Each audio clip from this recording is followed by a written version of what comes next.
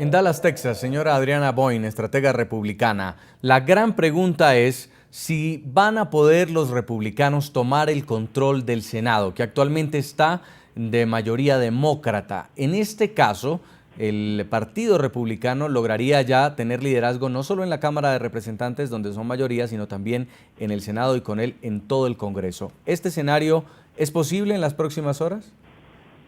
Bueno, tanto para decir en las próximas horas, es importante recordar que aquí en los estados, nuevamente como hablaba yo de la soberanía, tienen distintas leyes de elecciones. Por supuesto que hay muchas posibilidades con las estadísticas de que los republicanos tomen el Senado. Hay dos estados, el estado de Georgia y el estado de Luisiana, que por ley estatal, en sus estados ellos no pueden ganar a menos que tengan más del 50% de los votos. Y hacer una elección tripartita donde hay 3 personas corriendo, eso no va a ocurrir así. Por lo tanto, se va a llevar a un desempate en esos estados probablemente, y al llevarse a cabo esa situación, entonces probablemente hasta el 6 de enero tengamos un resultado de quién va a estar con sus manos en el Senado. Sin embargo, vamos a ver ahorita lo que estuve escuchando en el reportaje que ustedes vieron. Se habla mucho de la impopularidad del presidente. Efectivamente, no solamente es un presidente impopular, es un presidente inepto, es un presidente que no tenía la experiencia para llegar a haber sido presidente, y que los americanos que estaban frustrados por cualquier circunstancia, los efectos de la guerra, cualquier cosa, el hecho de que él era un afroamericano muy Señora elocuente, Boyne, se sintieron indicados a votar por él, y sin embargo ha sido un desastre de presidente. pero también es un presidente al que le quedan 2 años de gobierno. Imagínese usted con todo el Congreso, con la mayoría republicana y el presidente demócrata. Va a terminar el presidente siendo un rehén de ustedes, de los republicanos.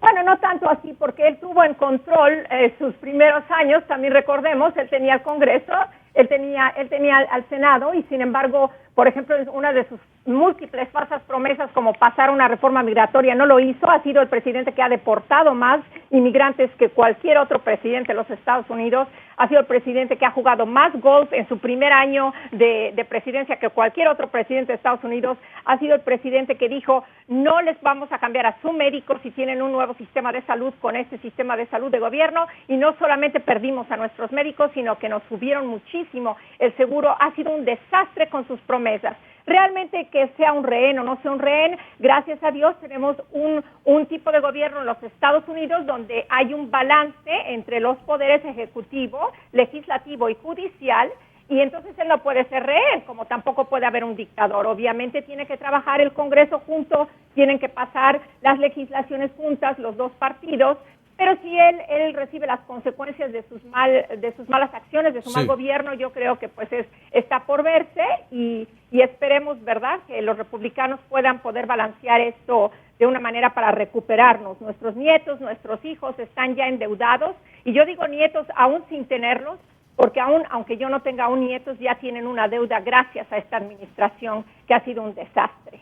Quienes pueden dar un empujón al presidente Obama en estas elecciones son los latinos. El voto hispano puede ser muy importante para decidir si todavía tiene el Partido Demócrata el control o no del Senado de los Estados Unidos. Por eso hemos invitado en nuestros estudios en Washington a Laura Maristany. Ella es la directora de Política y Asuntos Legislativos de NALEO, la organización líder que impulsa la participación de los latinos en los procesos políticos de los Estados Unidos. La participación justamente de los hispanos. En esta ocasión, en elecciones de medio término, se sabe que no muchos salen a votar, pero era clave. ¿Usted puede decirnos si efectivamente salieron de casa los latinos a votar? Todavía es muy temprano para saber esos números en específicos, pero dentro de las proyecciones que nosotros habíamos hecho antes del día de hoy, habíamos visto que en el año 2010 votaron alrededor de 6.6 millones de latinos, y estas elecciones en el día de hoy esperábamos que salieran a votar alrededor de 7.8 millones. Y esperamos que esos números, no solamente que hayamos llegado a esos números, sino que los hayamos sobrepasados. Pero claro, todo eso va a depender del ánimo que hay en el electorado.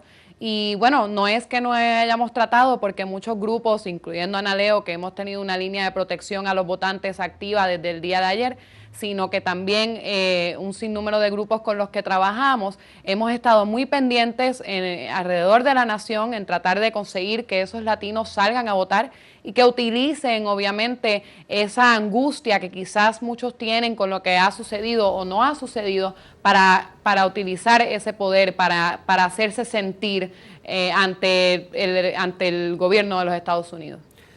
También se hablaba, señora Maristany, sobre un voto castigo, que el electorado hispano no iba a salir hoy a votar por el Partido Demócrata porque estaba triste, se sentía engañado al no haber una aprobación de la reforma migratoria este año. Al sondear a los hispanos, ¿se pudo efectivamente comprobar esta percepción?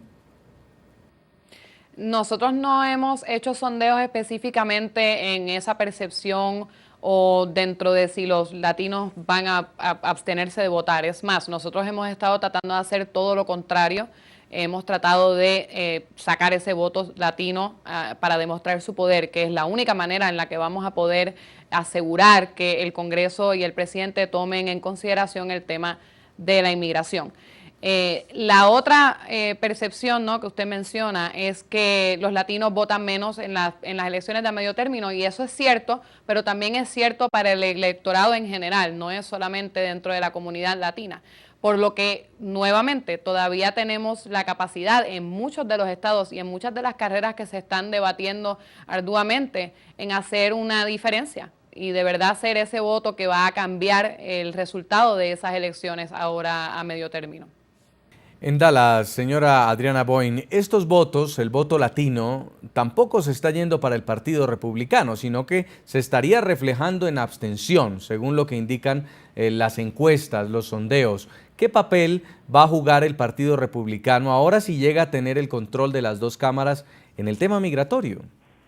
Bueno, no sé qué tipo de sondeo sea el que usted tenga enfrente de usted. Yo le tengo muchísima fe a alguien que es imparcial, que es el Pew Research.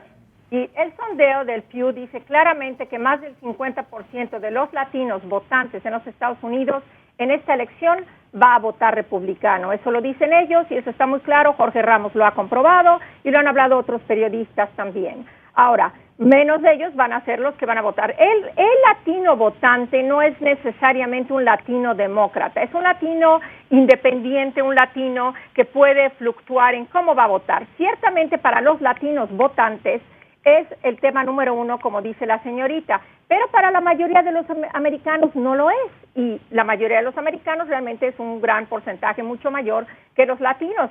El asunto de inmigración va todavía abajo de la decena de los asuntos importantes.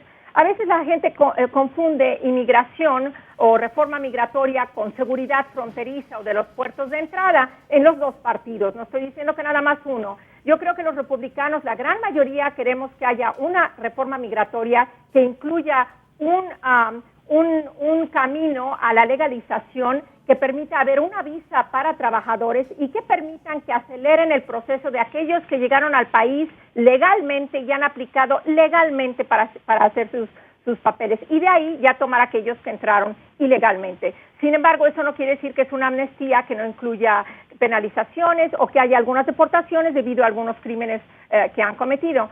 Ahora, sí vamos a ver de que sí, el voto latino es muy importante y que está fluctuando, pero sí creo que ya vieron, han abierto sus ojos. La mayoría de los latinos, no todos, somos personas con fuertes convicciones en lo que refiere a los valores sociales. La mayoría de los latinos son pro vida y es gente que cree en la libertad religiosa, ya sean católicos o evangélicos. El demócrata es pro aborto y lo sabemos muy bien que todos los estados han promovido legislaciones que promueven el aborto. Sin embargo, ese asunto del aborto se resuelve al tener una mejor economía y mejores empleos para que una mujer no sienta esa angustia de tener que llevar a cabo un aborto. Vemos también el asunto de lo que significa la intromisión del gobierno. La mayoría de los hispanos es alguien que le gusta trabajar mucho y poder guardar la mayoría del dinero que recibe de salario. El demócrata le va a decir, oye, estás ganando más, venga para acá más, porque si ganas más, la tajada tiene que ser más grande. Y esto no es justo.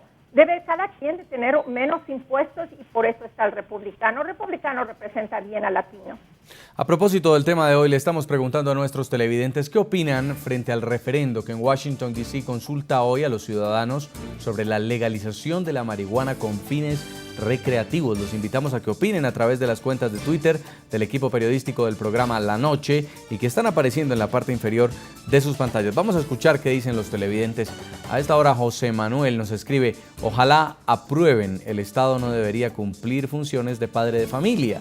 También escribe Hoy en el Mío. Dice: creo que a las personas no le han dado la suficiente atención y la información referente a la marihuana y mostraron solo bondades. También escribe Leonardo Nivia, dice: nunca he sabido de un drogadicto que deje de serlo por estar prohibido. Vamos a hacer una pausa, ya continuamos el debate, el análisis a propósito de las elecciones de medio término en los Estados Unidos que definirían quién se queda con el poder del Congreso en la potencia norteamericana. Ya volvemos. Ya regresamos con La Noche.